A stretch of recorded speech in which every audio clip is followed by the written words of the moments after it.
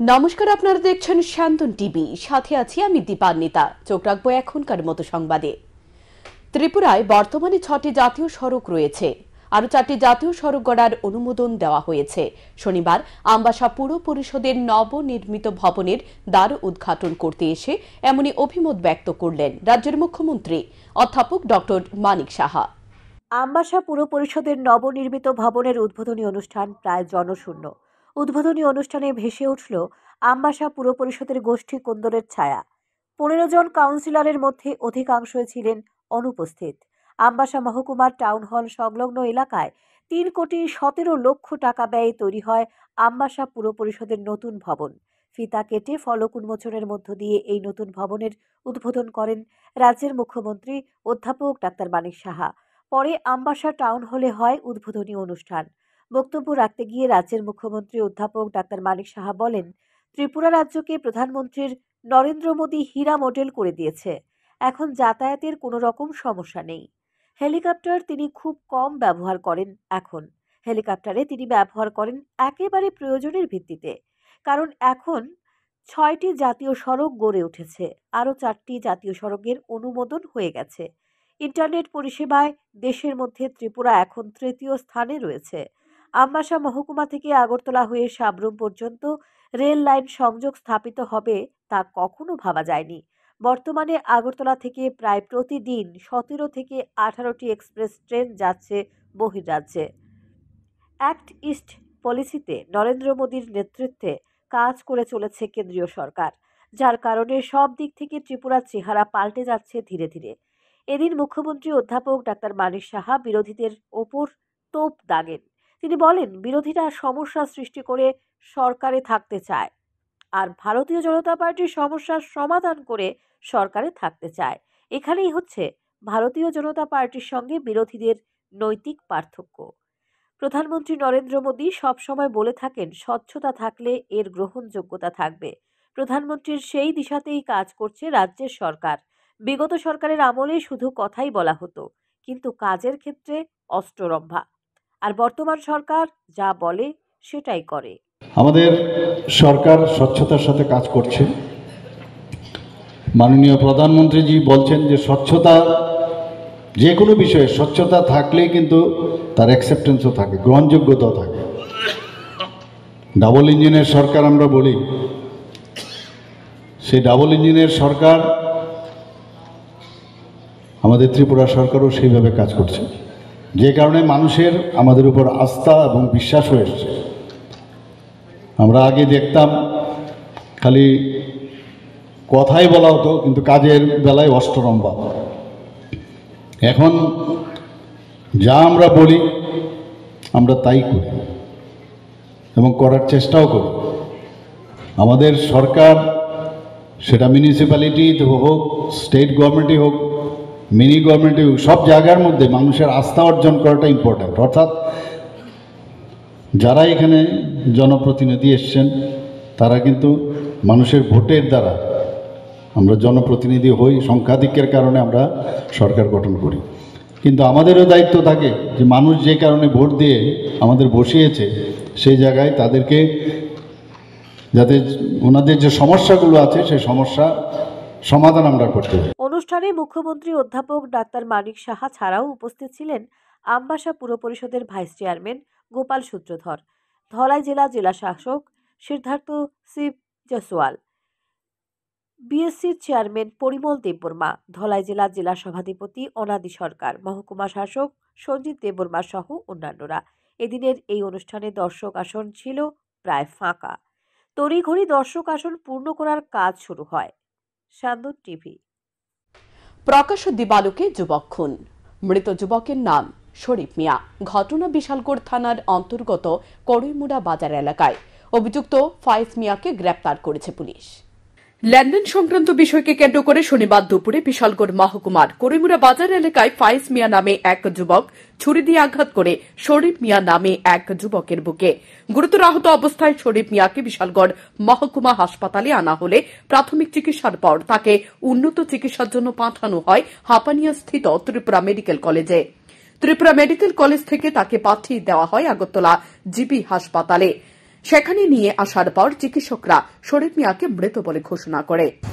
প্রায় 11:30 নাগাদ 11:30 নাগাদ আমার এই পরিপুরা যে বিশালগড় বক্সনগরের যে রোডটা কামতানা রোডের এখানে পরিপুরা ট্রাইজাকশনের এখানে একটা ঝগড়া হয়েছে। ঝগড়ার পরিপ্রেক্ষিতে আপনার শরীফ মিয়া নামে একটা ছেলে, তার বাবার নাম হয়েছে তনু মিয়া, আমাদের রঘুনাথপুর 8 নম্বর ওয়ার্ডে বাড়ি, ওনাকে স্ট্যাপ করছে। প্রাথমিকভাবে একজনের নাম আপনার কাছে আইছে, ফায়াজ মিয়া, দুর্গানগর বাড়ি। তো তারপরে সাথে সাথে যে শরীফ মিয়াকে এখান থেকে হসপিটালে শিফট করা হয়েছে। হসপিটালে শিফট করার পরিপ্রেক্ষিতে ওইখান থেকে হাঁপানিয়া হসপিটাল উনি সাকাম টু ইনজুরি হয়েছে আর কি। তো প্রাথমিকভাবে আমাদের কাছে এখন অব্দি যেটা আইছে এটা লেনদেন সংক্রান্ত বিষয় নিয়ে নাকি ঝগড়াটা সৃষ্টি হয়েছে।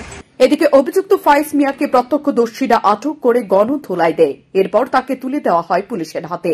অল্প বিস্তর আহত অবস্থায় ফাইজ মিয়াকে চিকিৎসার জন্য বিশালগড় হাসপাতালে নিয়ে আসে বিশালগড় থানার পুলিশ। স্যান্দন টিভি। প্রকাশ্যে দিনের বেলা এই জায়গায় এত বড় নৃশংসভাবে একটা হত্যাকাণ্ডের ঘটনা ঘটলেও যারা চারপাশে যারা রয়েছেন, দোকানি থেকে সাধারণ মানুষ, কেউ মুখ খুলতে চাইছেন না।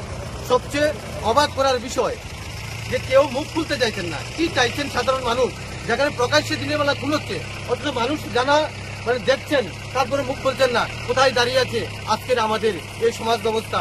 মানুষ কতটা ভয়ে আতঙ্ক রয়েছেন, আপনাদের সেই পুরো দৃশ্য এবং পুরো ঘটনা বিস্তারিত আমরা তুলে ধরবো আমাদের। সুরমা বিধানসভা কেন্দ্রে বিশিষ্ট নাগরিকদের সঙ্গে মত বিনিময় সভার পাশাপাশি ডোর টু ডোর জনসংযোগ স্থাপন করেন রাজ্যের মুখ্যমন্ত্রী অধ্যাপক ডক্টর মানিক সাহা। তিনি কথা বলেন সাধারণ মানুষের সঙ্গে। সরকারি সুযোগ সুবিধাগুলোর সাধারণ মানুষ সঠিকভাবে পাচ্ছে কিনা তা নিয়ে তিনি তাদের কাছে জেনে নেন। শনিবার চিচল্লি সুরমা কেন্দ্রে এক বিশিষ্ট ব্যক্তিত্বদের সঙ্গে মত বিনিময় সভায় যোগ দেন রাজ্যের মুখ্যমন্ত্রী অধ্যাপক ডাক্তার মানিক সাহা। এই মত বিনিময় সভা অনুষ্ঠিত হয় শান্তিরবাজার কমিউনিটি হলে। প্রদীপ প্রজ্বলনের মধ্য দিয়ে এই মত বিনিময় কার্যক্রমের আনুষ্ঠানিক সূচনা করেন মুখ্যমন্ত্রী অধ্যাপক ডাক্তার মানিক সাহা। এই মত বিনিময় সভায় বিশিষ্ট নাগরিকেরা মুখ্যমন্ত্রীর সামনে তাদের নিজস্ব অভিমত তুলে ধরেন। এই বিশিষ্ট নাগরিকদের মধ্যে ব্যবসায়ী থেকে শুরু করে অধ্যাপক, অবসরপ্রাপ্ত সরকারি কর্মচারী সকলেই ছিলেন। এই মত বিনিময় সভায় বাজার সহ কাঁটাতারের বেড়া সংক্রান্ত সমস্যাও নাগরিকদের কণ্ঠ থেকে বেরিয়ে আসে মুখ্যমন্ত্রীর সামনে। কাঁটাতারের বেড়া সংক্রান্ত বিষয়টি সম্পর্কে অভিমত ব্যক্ত করতে গিয়ে মুখ্যমন্ত্রী অধ্যাপক ডাক্তার মানিক সাহা বলেন, এই সমস্যা নিয়ে একেবারে উচ্চ পর্যায়ের বৈঠক হয়েছে। সমস্যা নিরসনের চেষ্টায় রয়েছে সরকার। বহু পুরনো কাঁটাতার এই মুহূর্তে ভালো অবস্থায় নেই, সেইগুলো যাতে নতুন করে করা যায় এর জন্য আলোচনা হয়েছে। যেহেতু আন্তর্জাতিক বিষয়, সেই হিসেবে কেন্দ্রীয় সরকারের গোচরাধীন রয়েছে এই বিষয়টি। মুখ্যমন্ত্রী অধ্যাপক ডাক্তার মানিক সাহা বলেন, সাধারণ মানুষের মৌলিক সমস্যাগুলো সমাধানের জন্য সরকার যথেষ্ট বদ্ধপরিকর। প্রধানমন্ত্রী নরেন্দ্র মোদীর মতো একজন অভিভাবক থাকার কারণে সাধারণ মানুষের সমস্যা সহজেই নিরসন হয়ে যাচ্ছে। প্রধানমন্ত্রী নরেন্দ্র মোদী যেভাবে সাধারণ মানুষের উন্নয়নের লক্ষ্যে প্রকল্প ঘোষণা করে চলেছেন, ঠিক সেইভাবেই রাজ্য সরকার তার নিজস্ব প্রকল্পগুলোর মাধ্যমে সাধারণ মানুষের উন্নতি ঘটানোর লক্ষ্যে কাজ করে চলেছে। এই সমস্ত জনকল্যাণমুখী বিভিন্ন প্রকল্প এবং তার বাস্তবায়নের দৃষ্টান্ত ও এই মত বিনিময় সভায় উপস্থাপন করেন মুখ্যমন্ত্রী। আমরা সারাক্ষণ ধরে মানুষের কি কি মৌলিক সমস্যা বা অন্য কি সমস্যা, সেইগুলো সর্বক্ষণ আমরা চিন্তা ভাবনা করি এবং চেষ্টা করি সমস্যা সমাধান। আমি আজকেও সকালে আমাদের যে মিউনিসিপ্যালিটি বিল্ডিংয়ের উদ্বোধন হলো আমার সাথে, সেখানে আমি বলেছি যে আগে সরকার কি থাকতো, খালি সমস্যা সৃষ্টি করে ওরা সরকারে থাকতে চাইতো, আর আমরা এই সরকার সমাধানের মাধ্যমে সরকারে থাকতে চাই। কি হতে পারে মাননীয় প্রধানমন্ত্রীর মধ্যে এর গার্জিয়ান আমরা পেয়েছি, দেশ পেয়েছি। এতগুলো বেনিফিশিয়ারি যদি আমি এখন বলতে থাকি, গরিব মানুষদের জন্য, গরিবের সরকার আমরা শুনতাম আগে, গরিব মানুষদের জন্য যেসব স্কিম মাননীয় প্রধানমন্ত্রী করেছেন সেই বিষয়ে আমাদেরও ত্রিপুরা সরকার সেই বিষয়ে আমরা অনেক স্কিম করি। সেখানে উপস্থিত ছিলেন প্রাক্তন মন্ত্রী তথা কমলপুর বিধানসভা কেন্দ্রের বিধায়ক মনোজ কান্তি দেব, সুরমা বিধানসভা কেন্দ্রের বিধায়িকা স্বপ্না দাস পাল, বিধায়ক ভগবান চন্দ্র দাস, মণ্ডল সভাপতি সন্তোষ দাস, জেলার ভারপ্রাপ্ত সভাধিপতি অনাদি সরকার। এরপর মুখ্যমন্ত্রী যান মহাবীর পঞ্চায়েতে। সেখানে ডোর টু ডোর জনসংযোগ করেন। আসন্ন লোকসভা নির্বাচনে নরেন্দ্র মোদীকে পুনরায় ক্ষমতায় আনার জন্য তিনি সাধারণ মানুষের সঙ্গে কথা বলেন। পাশাপাশি সাধারণ মানুষের হাতে তুলে দেন কেন্দ্রীয় সরকারের বিভিন্ন উন্নয়নমূলক প্রকল্প ঘোষণা এবং তার বাস্তবায়নের রূপরেখার তথ্য সংক্রান্ত একটি পুস্তকও। বিভিন্ন সরকারি ভাতা, সরকারি প্রকল্পগুলো সাধারণ মানুষের কাছে পৌঁছেছে কিনা এই বিষয়টিও তাদের সঙ্গে কথা বলে জেনে নেন রাজ্যের মুখ্যমন্ত্রী। সান্দন টিভি। মুখ্যমন্ত্রীর দুয়ারে বারবার ঘুরেও এসিড আক্রান্ত গৃহবধূর চিকিৎসার সাহায্য পাচ্ছেন না। অসহায় গৃহবধূ চিকিৎসার জন্য সংবাদ মাধ্যম ও সামাজিক মাধ্যমে নিজের অসহায় অবস্থার কথা জানিয়ে রাজ্যের জনগণের কাছে সাহায্যের আবেদন করেন। গরিব এসিড আক্রান্ত গৃহবধূর পাশে না দাঁড়ানো ঘটনা সমাজের লজ্জা বলে মনে করছেন সচেতন মহল। জানা যায়, উদয়পুর মহকুমার খিলপাড়ার বাসিন্দা আব্দুল মজিদের মেয়ে রিনা বেগম ওরফে আয়েশার সঙ্গে প্রায় 9 বছর আগে বিয়ে হয় বাগমা বগাবাসা বাসিন্দা আনোয়ার হোসেনের। তাদের বর্তমানে একটি কন্যা ও একটি পুত্র সন্তান রয়েছে। 5-6 মাস আগে নেশাগ্রস্ত আনোয়ার নেশার জন্য স্ত্রীর কাছে টাকা দাবি করেন, কিন্তু স্ত্রী দিতে রাজি হয়নি। এরপর ঘরে থাকা এসিডের ড্রাম থেকে স্ত্রীর আয়েশার মুখে সহ শরীরের নানা অংশে এসিড ঢেলে দেয় আনোয়ার। এতে মারাত্মকভাবে জখম হয় আয়েশা। তারপর পুলিশ পর্যন্ত গড়ায় বিষয়টি, কিন্তু আয়েশার চিকিৎসার বিষয়ে তেমন কিছু হয়নি। আয়েশা সাংবাদিকদের জানান, তিনি তার সন্তানদের জন্য বাঁচতে চান। এসিড নিক্ষেপের ফলে তার শরীরের নানা জায়গায় ক্ষত রয়ে গেছে, অপারেশন লাগবে। চিকিৎসা সাহায্যের জন্য বিধায়ক মন্ত্রীদের দুয়ারে দুয়ারে ঘুরছেন। শেষ পর্যন্ত কোনো জায়গায় সাহায্য না পেয়ে মুখ্যমন্ত্রী অধ্যাপক ডক্টর মানিক সাহার সরকারি বাসভবনে গিয়েছিলেন, কিন্তু আজ পর্যন্ত তার চিকিৎসার জন্য কেউ তাকে সাহায্যের হাত বাড়িয়ে দেয়নি। আমার হাজবেন্ড নেশা করতো, নেশার উপরে আমার কাছে টাকা ছিল 100 টাকা, আমি টাকা দিতাম না ছিল। তারপরে অনেক মাস ছিল, সরকার আমি আমার শাশুড়ি বাসার করে এক গেছে বাড়ি থেকে বাড়িয়ে এবারে জোহরের নামাজটা নিয়ে আমি নামাজ পড়তে নিয়েছিলাম। নামাজ করে বাচ্চা নিয়ে ঢুকছিলাম নামাজ পড়বো, তখন ওই মুখটা মারল অবস্থায় বাড়িতে চাল তোলা মনে করে রান্না করছিলাম না, বাপের কাছে না শরীর অনেক কষ্ট ক্লান্ত ছিল। তখন একদিন নামাজটা করে তার একটু ঘুম পাড়াবো, এর ভিতরে পিছন দশা দিয়েছিল। আইয়ে আমাদের পেছন আপনি কাছে থেকে নিয়ে পাড়ির চাপা দিয়ে গেছিল, দিয়ে ছোটো এসে ড্রাম ছিল, ড্রামের মুখটা আমার মুখে বেড়ে গেছিল। বলার পরে আমি আর শব্দ কথা বলছি না, তখন আমি কলকে নতুন আসিলাম। দেশের অন্যান্য রাজ্যগুলোর তুলনায় রক্তদানের ক্ষেত্রে লোক সংখ্যার অনুপাতিক হারে ত্রিপুরা রাজ্য অনেকটাই এগিয়ে রয়েছে। শনিবার আগরতলা প্রেস ক্লাবে TSECL এর ফাইন্যান্স এবং আদার্স এমপ্লয়ি অ্যাসোসিয়েশনের উদ্যোগে আয়োজিত রক্তদান শিবিরে যোগ দিয়ে এসে এমনই অভিমত ব্যক্ত করলেন রাজ্যের বিদ্যুৎ মন্ত্রী রতনলাল নাথ। শনিবার আগরতলা প্রেস ক্লাবে TSECL ফাইন্যান্স এবং আদার্স এমপ্লয়িজ অ্যাসোসিয়েশনের উদ্যোগে এক রক্তদান শিবির অনুষ্ঠিত হয়। এই রক্তদান শিবিরের আনুষ্ঠানিক সূচনা করেন রাজ্যের বিদ্যুৎ মন্ত্রী রতনলাল নাথ। শিবিরের আনুষ্ঠানিক সূচনা করতে গিয়ে মন্ত্রী রতনলাল নাথ বলেন, দেশের অন্যান্য রাজ্যগুলির মধ্যে লোকসংখ্যার আনুপাতিক হারে রক্তদানের ক্ষেত্রে ত্রিপুরা অনেকটা এগিয়ে রয়েছে, যা একটা ভালো দিক। এই রক্তদান শিবিরের উদ্যোগে ভূয়সী প্রশংসা করেন মন্ত্রী। তিনি বলেন, কর্মচারীরা শুধুমাত্র সরকারি কাজ নিয়ে ব্যস্ত থাকে এমনটা নয়, সামাজিক দায়বদ্ধতাকে কাঁধে নিয়েও এগিয়ে চলে তারা। মন্ত্রী রতনলাল নাথ আরও বলেন, নীতি আয়োগের উন্নয়নের নিরিখে বিভিন্ন লক্ষ্যমাত্রা রয়েছে। এই লক্ষ্যমাত্রার তালিকায় সর্বশেষ রিপোর্ট অনুযায়ী ত্রিপুরা 2টি ধাপ এগিয়ে এসে ফ্রন্ট রানার টেস্টে পৌঁছে গেছে। ডাবল ইঞ্জিনের সরকার বলেই এমনটা সম্ভব হয়েছে। খুব একটা ভালো উদ্যোগ নিয়েছেন, শুভ উদ্যোগ নিয়েছেন। এটা আমাদের রাজ্যের একটা বেশ কয়েক বছর ধরে আমাদের রক্তদানটা একটা উৎসবের মেজাজে চলছে। এটা খুব কম জায়গায় পাবেন এবং পরিসংখ্যান অনুযায়ী দেখা যায় যে ভারতবর্ষের যতগুলি রাজ্য আছে লোক সংখ্যা অনুযায়ী রক্তদান পার্সেন্টেজ অনুযায়ী আমরা অনেকটা এগিয়ে আছি। এটা একটা খুব গুড সাইড এবং এই উদ্যোগটা আপনারা নিয়েছেন।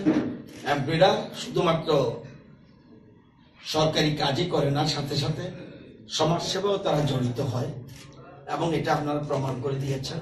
রক্তদান শিবিরে ঘুরে দেখার পাশাপাশি রক্তদাতাদের সঙ্গে কথা বলেন মন্ত্রী। এদিন এই রক্তদান শিবিরে ত্রিপুরা রাজ্য বিদ্যুৎ উন্নয়ন নিগমের পদাধিকারীরা উপস্থিত ছিলেন। শান্তন টিভি। সর্বনাশা ড্রাগস বিরোধী অভিযানে নেমে একের পর এক সাফল্য পেয়ে চলেছে করিমগঞ্জ থানার পুলিশ। বিশেষ করে বর্তমান পুলিশ সুপার পার্থ প্রতিম দাসের নেতৃত্বে ড্রাগসের বিরুদ্ধে আশাতীত সাফল্য অর্জন করেছে স্থানীয় পুলিশ প্রশাসন। শুক্রবার রাতে ঠিক এই ধরনের একটি অভিযানে নেমে সাফল্য পায় পুলিশ। প্রায় 4 কোটি টাকার নিষিদ্ধ মাদক সহ 3 যুবক ধরা পড়ে পুলিশের হাতে। ধৃতদের কাছ থেকে 12টি সাবানের বাক্সে 150 গ্রাম হেরোইন সহ 300,800টি নেশা জাতীয় ইহাবা ট্যাবলেট বাজেয়াপ্ত করা হয়, যার কালোবাজারি মূল্য প্রায় 4 কোটি টাকার মতো হবে। এক গোপন সূত্রের খবরের ভিত্তিতে এসপি সহ রাতাবাড়ী পুলিশের একটি দল আসাম মিজোরাম রাজ্য সীমান্তে উৎপেতে বসে থাকে। আটক করে এক বিলাসবহুল গাড়িকে। গাড়িটিতে তল্লাশি করে নেশা সামগ্রী সহ 3 পাচারকারীকে আটক করে। ধৃতরা হল সোহেল আহমেদ, জামিল হোসেন ও জহিরুল ইসলাম। তাদের উভয়ের বাড়ি নীলামবাজার এলাকায়। পরে ধৃতদের রাতভর সদর থানায় আটকে রেখে টানা জেরা করে পুলিশ। জেলা পুলিশ সুপার প্রতাপ দাস জানান যে ধৃত ড্রাগস পাচারকারীদের বিরুদ্ধে সুনির্দিষ্ট ধারায় মামলা হাতে নিয়ে তদন্ত শুরু করেছে পুলিশ। এন্টি নার্কটিক্স স্পেশাল ড্রাইভ আমার হয়েছে ডিস্ট্রিক্টত। তাতে আমি এখন মিজোরাম রেজিস্ট্রেশন গাইড আমি টোটাল আপনার 150 গ্রামস সাসপেক্টেড হিরোইন আমি সিজ কৰিছোঁ। লগতে 19,800 সাসপেক্টেড ইয়াবা টেবলেটস আমি সিজ কৰিছোঁ, যাৰ বজাৰ মূল্য এপ্ৰক্সিমেটলি হ'ব এৰাউণ্ড ₹4 crores। আৰু আমাৰ লগতে আমি 3 গৰাকী মানে মানুহক আমি এপ্ৰিহেণ্ড কৰিছোঁ, তেওঁলোকক এতিয়া এৰেষ্ট কৰা হৈছে। এতিয়া আমি কেছ ৰেজিষ্টাৰ কৰি এইটো ইনভেষ্টিগেশ্যন চলি আছে যে মানে ক'ত কনচাইনমেণ্টটো ক'ৰ পৰা আহিছিলে বা ক'ত মানে ডেলিভাৰ হ'বলগীয়া আছিলে। এই সন্দৰ্ভত কেইজন মানুহ আটক কৰা হৈছে? 3 জন এতিয়ালৈকে আমি আটক কৰিছোঁ। বাজাৰ মূল্য কিমান হ'ব? মূল্য হ'ব আপোনাৰ এপ্ৰক্সিমেট ₹4 crores, 4 কোটি টকা হ'ব। ধন্যবাদ ধন্যবাদ স্যার। 34তম শিল্প ও বাণিজ্য মেলার সমাপ্তি অনুষ্ঠান হচ্ছে রবিবার। শনিবার পর্যন্ত মোট 5 কোটি 14 লক্ষ টাকা বিক্রি হয়েছে বলে এক সাংবাদিক সম্মেলনে জানিয়েছেন টিআইডিসির ওএসডি বিনয় ভূষণ দাস। পাশাপাশি তিনি আরও জানান, এবছর মোট 534টি স্টল বসেছে। দুবাই, বাংলাদেশ, থাইল্যান্ড সহ ভারতবর্ষের 12টি রাজ্য থেকে উদ্যোগীরা এখানে এসেছেন। রাজ্যবাসীর সবার কাছে অনুরোধ থাকবে, আপনারা আসুন, এই মেলায় ভিজিট করুন এবং আপনাদের পছন্দ মতো সামগ্রী সেখানে আছে, আপনারা চুজ করুন এবং এই মেলাতে আরো সর্বাঙ্গীন সুন্দর হয়। সেক্ষেত্রে সকলের সহযোগিতা চাইছি এবং মিডিয়া বন্ধুদেরও এই মেলায় আসার জন্য আমন্ত্রণ রইল। আমাদের টোটাল এই বছরে হাইয়েস্ট এত ডিমান্ড, আমরা টোটাল মানে প্রথমে আমরা চেষ্টা করেছিলাম যে 503টা স্টল করা যায়, পরবর্তী সময়ে এটাকে বাড়িয়ে করতে হচ্ছে 534টা। তো সেক্ষেত্রে আমাদের দুবাই এই মানে ইন্টারন্যাশনাল যে মানে দেশগুলি পার্টিসিপেট করেছে, দুবাই, আফগানিস্তান, থাইল্যান্ড এবং বাংলাদেশ, তো ওনারা পার্টিসিপেট করেছেন এবং আমরা খুশি আগামী দিনও আরও যাতে অন্যান্য কান্ট্রিগুলি আসতে পারে সেজন্য আমরা চেষ্টা চালাবো। এছাড়া আমাদের ভারতবর্ষের মোট 17টা স্টেট থেকে, গুজরাট থেকে শুরু করে কর্ণাটক, কেরালা, পাঞ্জাব, হরিয়ানা, বিহার, ইউপি এবং 17টা স্টেট থেকে মানে উদ্যোক্তারা এসছেন এবং ওনারা এখানে স্টল দিয়েছেন।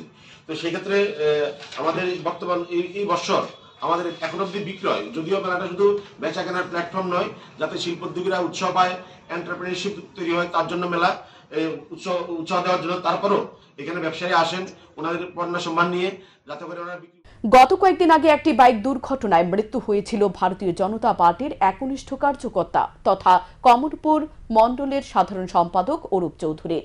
শনিবার ধলাই জেলা সফরে গিয়ে মুখ্যমন্ত্রী অধ্যাপক ড মানিক সাহা প্রয়াতের বাসভবনে যান। প্রয়াতের প্রতি গভীর শোক ব্যক্ত করেন। তার পরিবারের পরিজনদের প্রতি সমবেদনা জ্ঞাপন করেন মুখ্যমন্ত্রী। তিনি প্রয়াতের পরিবারের পাশে থাকার প্রতিশ্রুতি দেন। গ্রাম চলো অভিযানের কর্মসূচির অঙ্গ হিসেবে শনিবার বাদারঘাট বিধানসভা এলাকায় সাধারণ মানুষের সঙ্গে জনসংযোগ স্থাপন করলেন স্থানীয় বিধায়িকা মীনা রানী সরকার। রাজ্য বিধানসভার উপাধ্যক্ষ তথা বিধায়ক রামপ্রসাদ পাল উভয় কথা বলেন সাধারণ মানুষের সঙ্গে। কেন্দ্রীয় এবং রাজ্য প্রকল্পগুলো অন্তিম ব্যক্তি পর্যন্ত গিয়ে পৌঁছাচ্ছে কিনা সেই বিষয়ে খোঁজ খবর নেন। বিধায়ক রামপ্রসাদ পাল বলেন, আসন্ন লোকসভা নির্বাচন সাধারণ মানুষই হবে নরেন্দ্র মোদীর গ্যারান্টি। নরেন্দ্র মোদীকে আরও একবার প্রধানমন্ত্রী করে ক্ষমতায় প্রতিষ্ঠিত করবে সাধারণ মানুষ। ভারতীয় জনতা পার্টির সর্বভারতীয় ব্যাপী আজকের এই গ্রাম চলো অভিযান কর্মসূচি চলছে এবং সেখানে আমাদের ভারতীয় জনতা পার্টির প্রতিটি কার্যকর্তা আজকে গ্রাম চলো অভিযানে অংশগ্রহণ করছে এবং প্রত্যেকের বাড়ি বাড়ি যাচ্ছে। প্রত্যেকটি বাড়ির তারা খোঁজখবর নিচ্ছে যে মোদি গ্যারান্টি, এই মোদি গ্যারান্টিতে সাধারণ জনতা কতটুকু খুশি এবং জনতা কি বলছে। তো আমরা জনতার কাছে যাচ্ছি, গ্রামে গ্রামে ঘুরছি, তাদের সাথে কথাবার্তা হচ্ছে এবং মোদির এই গ্যারান্টি নিয়ে সমস্ত জনতা খুশি এবং জনতা মোদির গ্যারান্টি নিচ্ছে। আগামী 16 ফেব্রুয়ারি দেশব্যাপী শিল্প ধর্মঘটের ডাক দিয়েছে বামপন্থী ট্রেড ইউনিয়নগুলো। এই ধর্মঘটকে সাফল্যের রূপ দেওয়ার জন্য শনিবার মেলাঘরে সোনামুড়া মহকুমা কমিটির সিআইটিউর এক উদ্যোগে এক মিছিল সংগঠিত হয়। মিছিলে উপস্থিত ছিলেন প্রাক্তন মন্ত্রী মানিক দে। প্রাক্তন মন্ত্রী মানিক দে বলেন, দেশে যে প্রতিশ্রুতি দিয়ে ভারতীয় জনতা পার্টির সরকার ক্ষমতায় প্রতিষ্ঠিত হয়েছিল, সরকারের প্রতিষ্ঠিত হওয়ার পর সে সমস্ত প্রতিশ্রুতিগুলির একটিও পূরণ হয়নি। বেকার সমস্যা তীব্র হয়ে গেছে, খাদ্যের সংকট তৈরি হয়েছে, মানুষ নিরাপত্তাহীনতায় ভুগছে। সরকারের বিরুদ্ধে কেউ প্রতিবাদ করতে পারছে না। মানুষ চাইছে পরিবর্তন হোক। এদিন এই মিছিলে হাঁটেন স্থানীয় নেতৃত্বরাও। এবং দেশের মানুষ স্বাধীনতা সংগ্রামের পর যে অর্জিত অধিকারগুলো পেয়েছে সবগুলো তারা কেড়ে নিয়েছেন এবং বিরোধীদের উপর চরম নির্যাতন এবং আক্রমণ নামিয়ে এনেছেন।